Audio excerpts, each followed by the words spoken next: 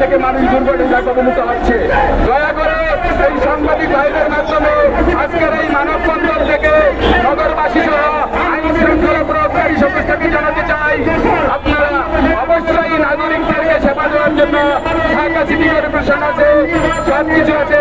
আপনারা দয়া করে অটোরিকশাকে বন্ধ করে দিন। অটোরিকশা বন্ধ করে নাগরিকদেরকে স্বাভাবিক জীবনযাপন করার জন্য উদ্বুদ্ধ করুন। আপনারা যদি ওই অটোরিকশা বন্ধ না করেন, তাহলে আমরা আগামী দিনে আমাদের স্থানীয় নেতৃত্বের মাধ্যমে বৃহত্তর কর্মসূচির আন্দোলনে আসবো এবং আমাদের এই আন্দোলনের সাথে ঢাকা শহরের 2,50,00,000 লোক অবশ্যই একাত্মতা ঘোষণা করবে। এই বলেই আমি আমার বক্তব্য শেষ করছি। আসসালামু আলাইকুম। ব্যবস্থা বন্ধ রেখে আমরা ধর্মঘট পালন করব। যদি কোনো ব্যবস্থা নেয় তাহলে তো নেয়, নাহলে আমরা অবশ্যই এবং আমাদের সাথে সাইফুল ভাই বাস পরিবহন মালিক সমিতি ইনশাল্লাহ আমাদের সাথে যোগ দিবে, তারা আমাদেরকে আশ্বাস দিয়েছেন। আমরা সর্বাত্মকভাবে ধর্মঘট পালন করব।